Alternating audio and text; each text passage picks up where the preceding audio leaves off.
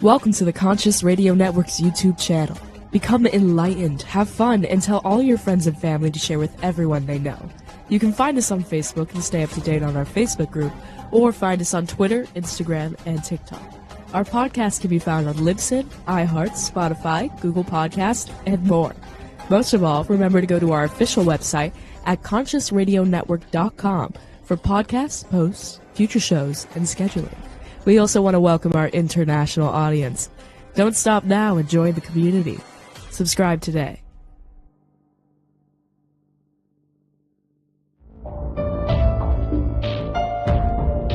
This is the Conscious Radio Network.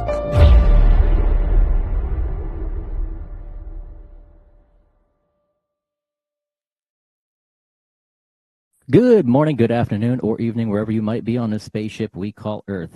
And no, this is not live. This is going to be and is recorded because we had some glitches as we were getting ready to do our live show here on the back end. So, anywho, welcome to Conscious Radio Network's Was Live podcast series, The Weekly Seance.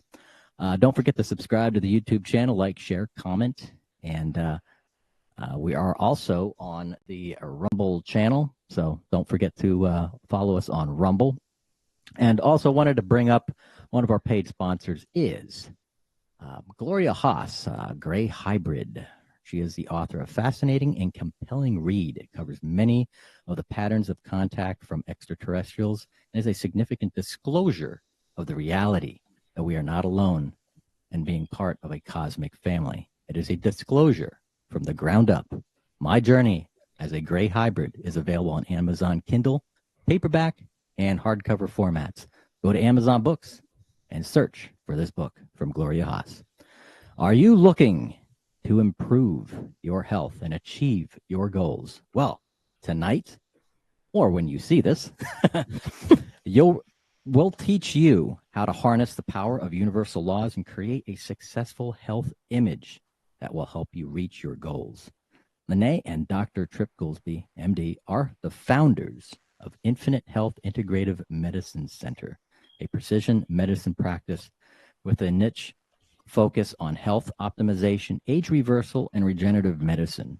They're also speakers, best-selling authors, and have featured in various podcast, magazine articles, as well as have written books, a few books, including Think and Live Longer. Let's welcome to the show for the first time,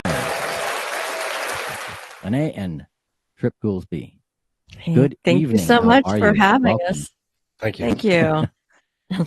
You're very welcome. So, unfortunately, we were going to try to do this live and some weird stuff, and nobody on the broadcast, nobody who was watching it saw it, but I couldn't carry on with the show because I kept hearing myself and everything that was going on 2 to 3 seconds later. So, oh well, it's stuff happens. So let's dive into this. How did this practice work? What is Infinite Health Integrative Medicine? Yeah, big question. Well, Infinite Health wasn't always Infinite Health. Once upon a time, it was a community medical oncology practice for several decades, actually. And then there was a cataclysmic event that opened our eyes, and we shifted into Infinite Health about a decade ago. And basically, our niche focus is specifically health optimization, age reversal, and regenerative medicine.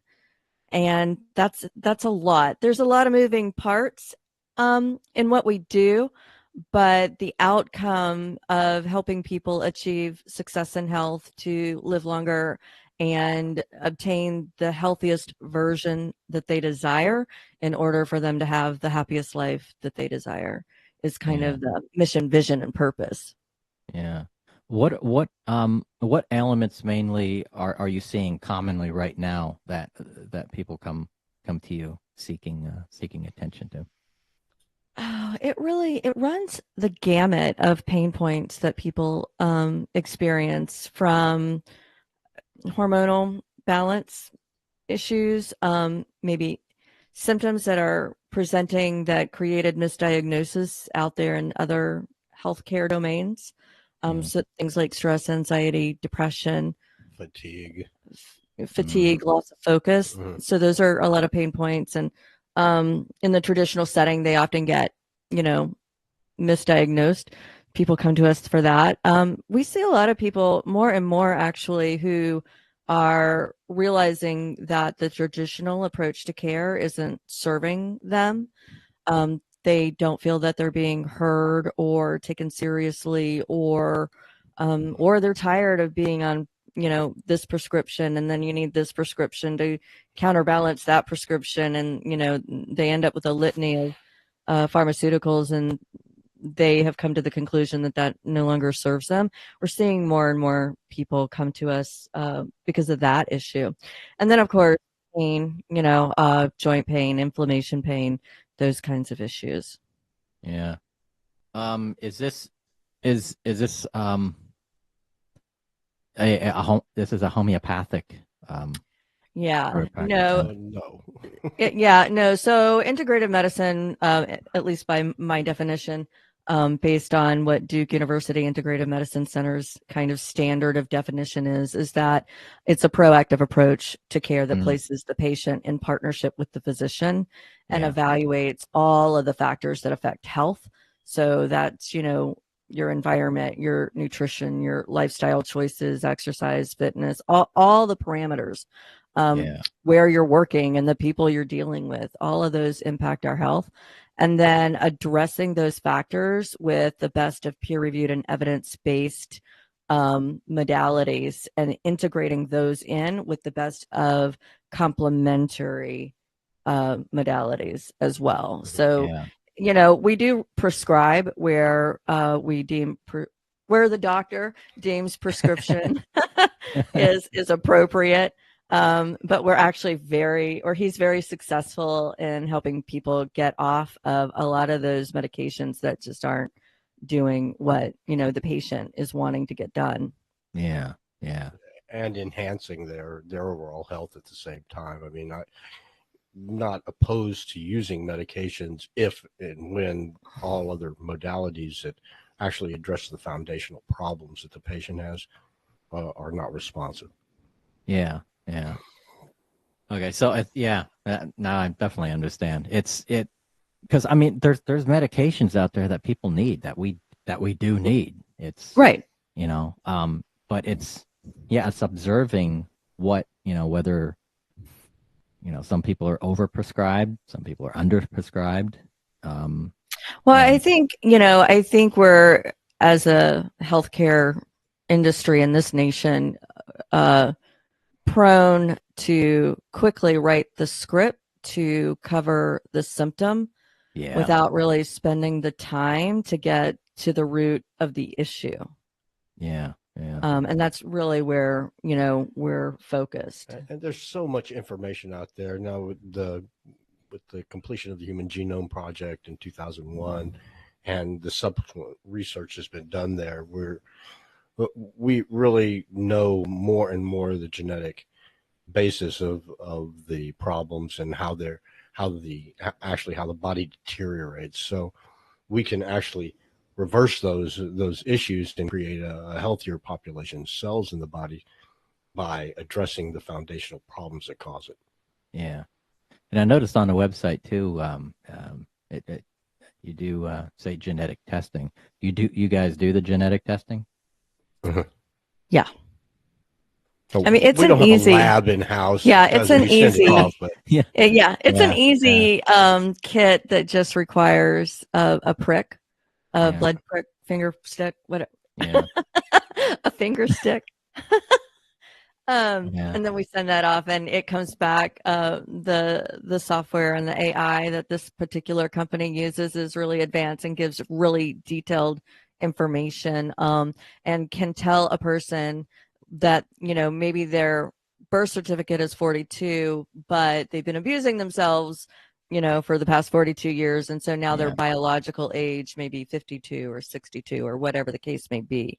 And so we use that as a marker for helping that person get back down to 22 if they so desire. Yeah. And our age can be a mental thing as well. If sure. we feel young, we're young, but most of the time the body doesn't do it. Now I see that custom nutritional IV infusions. Mm-hmm. I've been seeing a little bit of that popping up here and there, especially here in the Claremont, Florida area and the Orlando area. I'm starting to see that. What's that entail? Well, our approach to nutritional drips is really different than some of these pop-ups that you're seeing. It's become quite trendy in our areas. I think it's been trendy on the East and West Coast for a while, but they are handled differently. And so for us, our ideal scenario is like we've already done a comprehensive lab panel on that patient. We know what their goals are, and we've got them into a program specifically. And so we will tailor the kind of the cocktail that goes into that infusion specifically for that patient. And you want to? It's really not a continuous thing, because continuous IV infusions to address a medical problem are very expensive.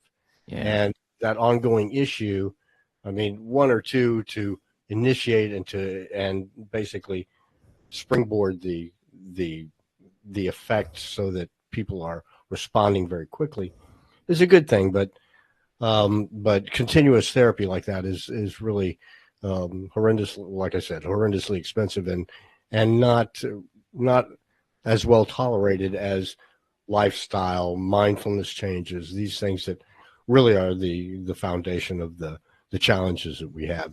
I mean, from a health perspective. They can be fun though, know. So if you're dehydrated, it's a quick way to get rehydrated. If you are immunocompromised, there's high dose vitamin C that can help boost your immune system and reduce inflammation in the body, and thereby again springboard the effects of the long term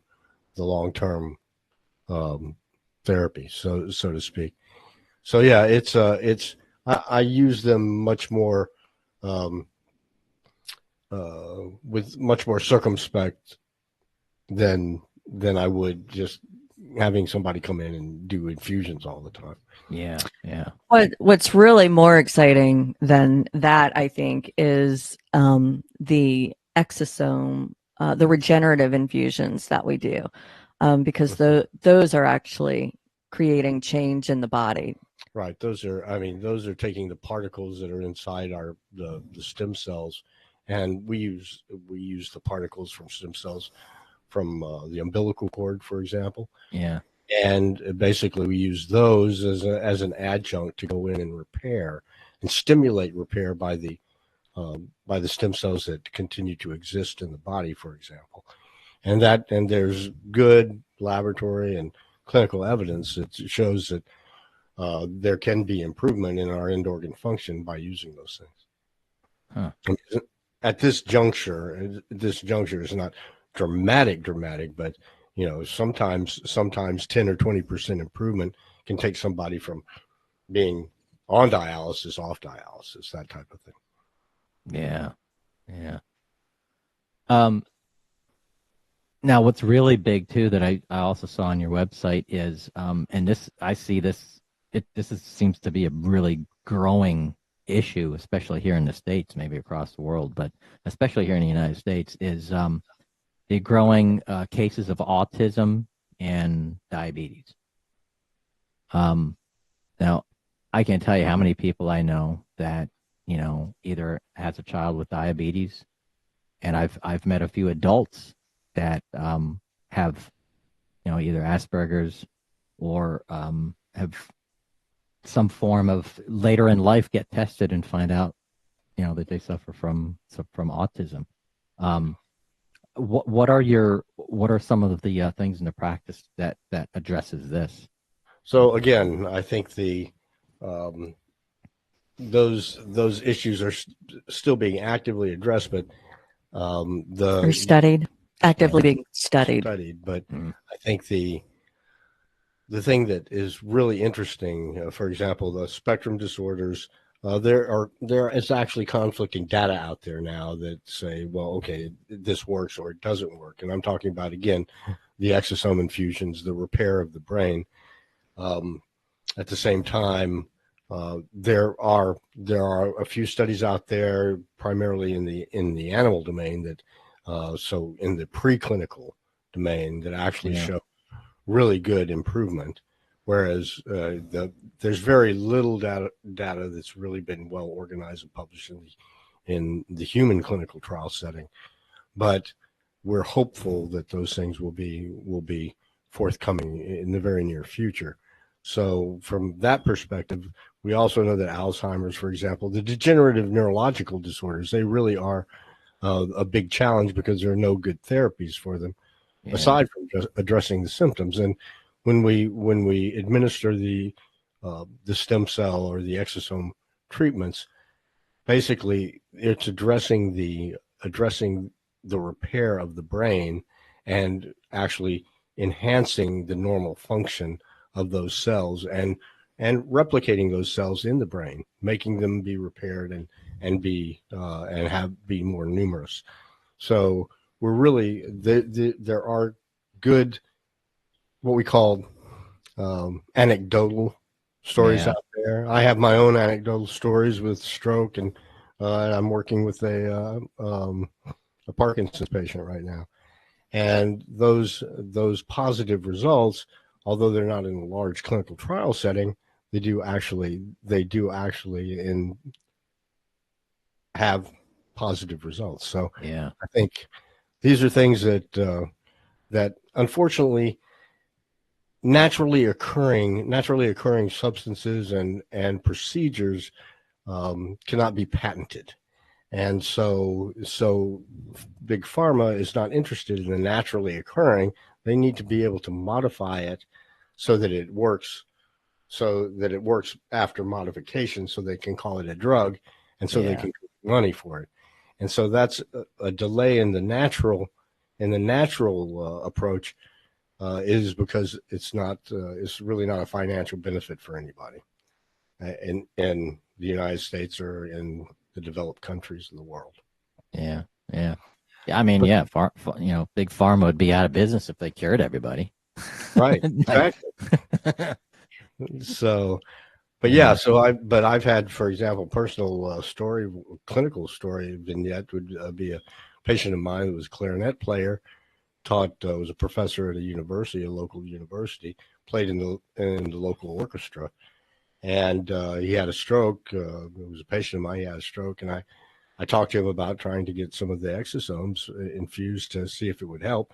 And that occurred after he'd had all the standard therapy and still had a residual compromise of his ability to use his left hand. And he said, he wanted to try. And so we tried. And about 6 weeks after I gave him the infusion, anticipating the second infusion, he had complete recovery of his ability to use his hand. So those types of things are, those are the anecdotes. That doesn't mean that would be the response of everybody, but at the same time, that in and of itself and for that individual is an incredible outcome. Yeah, because it's not going to be the same thing for everybody. It's, everybody has their own cocktail, so to speak. Right. Shaken and not stirred. Now, traumatic brain injuries. Now, when it comes to somebody being sustained to a blunt head trauma, car accident, bike accident, stuff like that, what are some of the procedures you've been going through, or any patients that you've worked with for traumatic brain injuries? So each of these degenerative neurological disorders, they have a pattern not only of the growth factors and cytokines, the chemicals that come out of our bodies that are meant to go and repair. There are manipulators of our DNA that are in the particles inside the cells that would either send out messages to destroy or to repair. And so as we learn, and we have learned a very specific sequence of events that occurs using little fragments of ribonucleic acid that actually go and fix onto our DNA and instruct it what to do and tell it how to repair, how to create new cells or activate. And those have already been shown to be effective in anecdotal cases and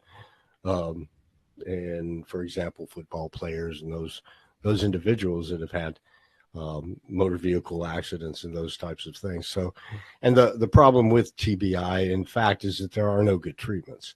And so as we look at that and we look at the absence of a therapeutic modality that can actually help repair the damage and get somebody a more normal lifestyle back, then it becomes reasonable for approaches like this to be taken and studied much more avidly, because some of them have those anecdotal stories that tell us, okay, this works. Yeah. Yeah. Now, is this with your practice? Is this all? I mean, because there's so much remote stuff out there. There's so much remote programs and stuff like that for study and for work like this, or not specifically like this, but is this you have to be hands-on with this? Do you have any remote programs, or how's the Yeah, I mean, we have patients all over the nation. Our health optimization program lends itself very well to anybody wherever. Yeah. They would need to be on site if they were interested in doing, the regenerative therapies, because you're actually touching the body in that scenario. Yeah. So, yeah. Those need to be followed up, but the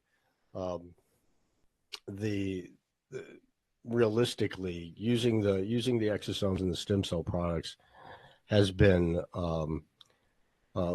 well reviewed, and really there are certain contraindications, like for example, if a patient has an active ongoing cancer, these types of things would preclude us, because of the biological activities of the exosomes, to use them. However, in the absence of those contraindications, then we can pursue because they're non-toxic. There's no immunogenicity of these substances. So basically they go in, the body does not recognize them as foreign, and so there's no response against them. And they just go and they activate the pathways that they're meant to activate to repair damage. Yeah. So in answer to your question, somebody who needed those kinds of services would need to make a trip to New Orleans. At least for evaluation and involvement in consent formation and that type of thing. Yeah.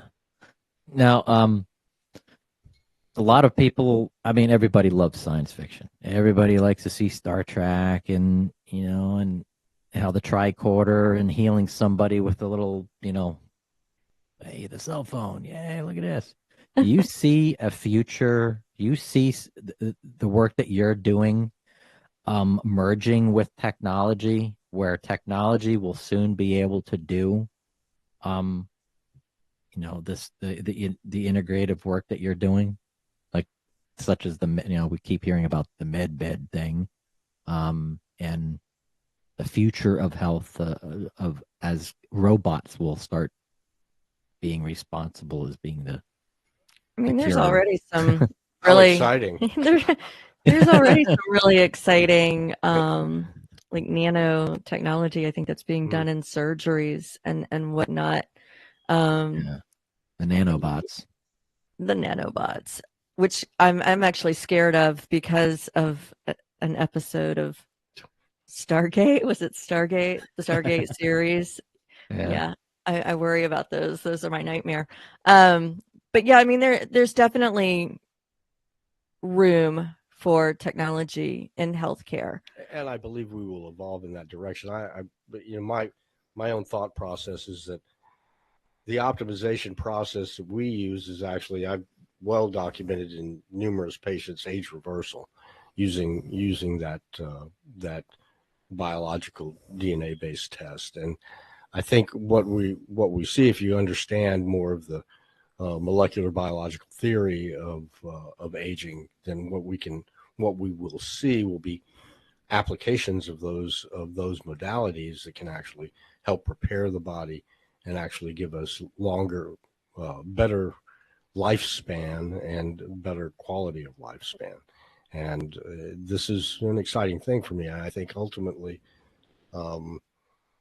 there will have to be some change in the ideation, or somehow pharma will be involved in that, obviously, because they have the money. But at the same time, over the course of time, we will see kind of an integration with both modalities to create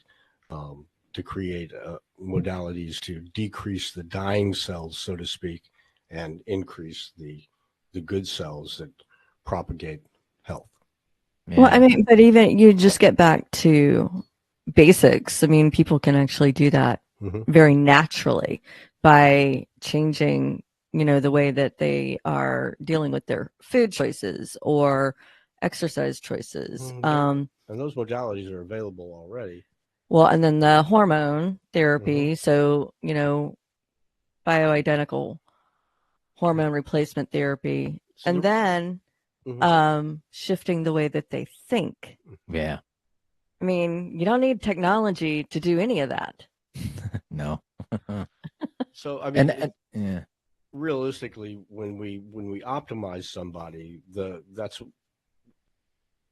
even the CDC came out a few months ago, and said that 93% of our health evolves from the decisions we make and the lifestyle choices we make. So, and that's how those lifestyle choices activate or inactivate certain segments of our DNA by the intermediary of the epigenome, which is a system of proteins and enzymes and everything that reside and activate or deactivate our DNA.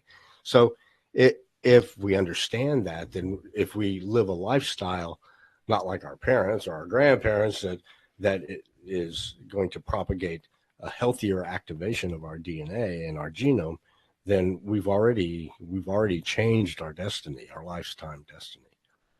And that's what our basic program entails. And I think having a better means of thinking about how to create your health during your lifetime actually decreases stress, and that's basically what the modality in our in Think and Live Longer is. Yeah, and I've been saying that for a long time. Pretty much, almost the majority of our shows, it's all about thoughts. So it's all about how we think about things. And obviously, when anybody gets really ill, or anybody finds out, hey, I got cancer or something, ultimately your mind shuts down. You don't know what to believe. You're like, oh my God, I'm gonna die. La, la, la. And immediately the person, either the fight or flight mechanism, the person's either gonna quit and just throw down the keys, or they're going to try to move forward and try to change their lifestyle right then and there. And ultimately, I would hope you would be, your team that you work with is one of those groups and one of those teams.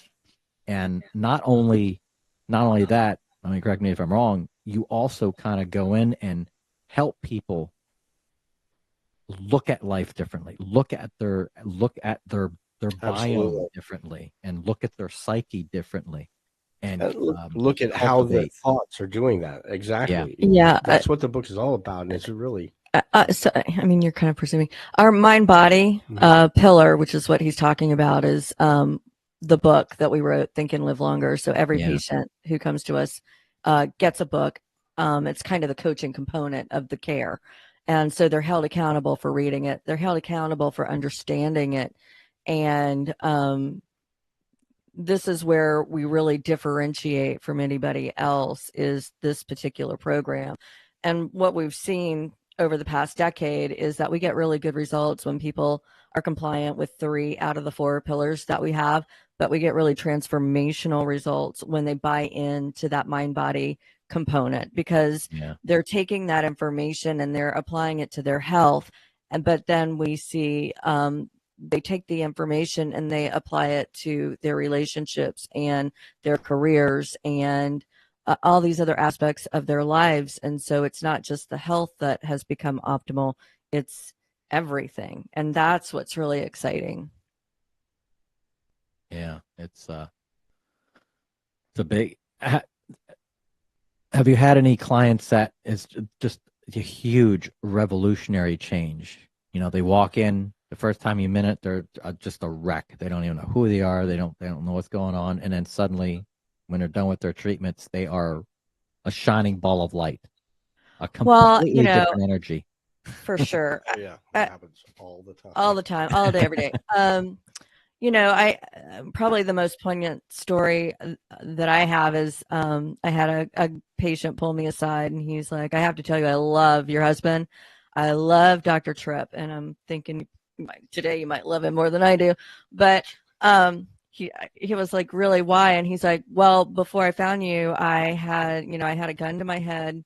I was really seriously about to take myself out. I was on unemployment, disability, and I just couldn't take life anymore. And I don't know how I found you, but I found you and I love him. And so what this man did is he went from nearly killing himself to not just getting employed, but becoming an employer and employing other people. And like his whole trajectory of his future was changed by this program. And then on a more superficial level, we had a guy who was doing okay at work. Mm-hmm.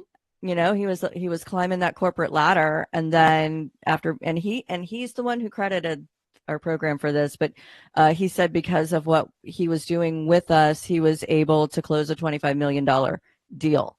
And so that's somebody who transformed his health and then took it into his career and transformed his career.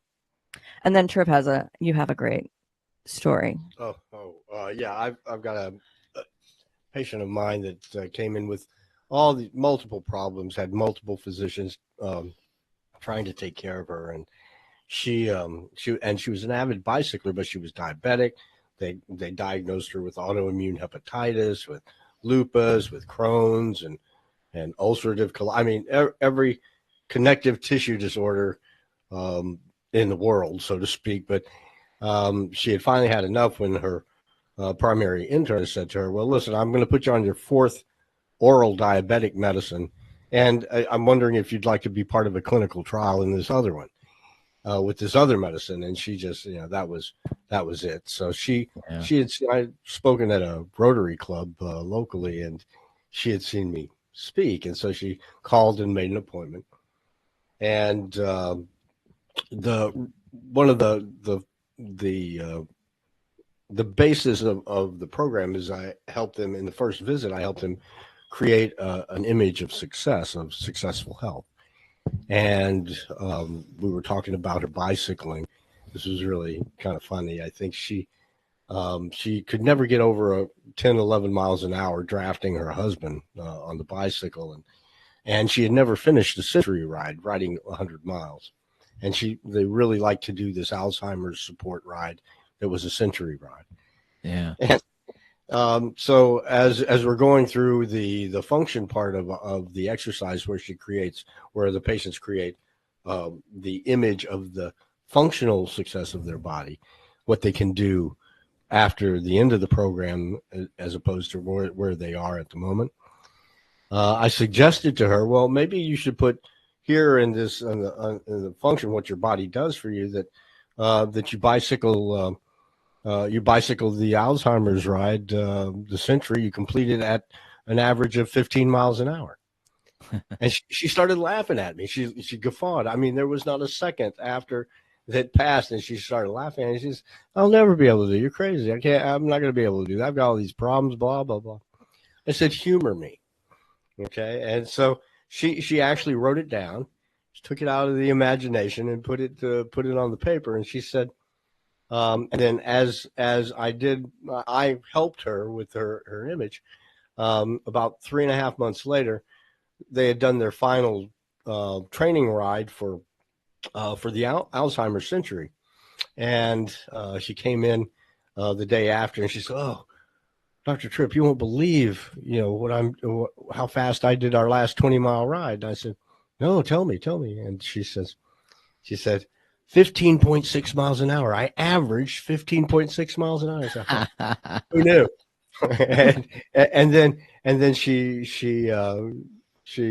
hashtagged me in her in a Facebook quote 2 weeks later after she completed the ride, and she completed the century, or she completed it, and she completed it at 14.96 miles an hour average. Whoa. Yeah, and it was just.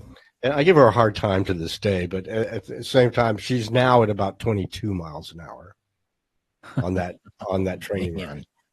Oh. And her diabetes is gone. All the other problems have resolved. She still has some challenges every now and then with her glucose metabolism, but it's still, she's so much better, so much more vibrant. And her husband finally had to come to me because she was beating him. She's 62 years old now. Wow.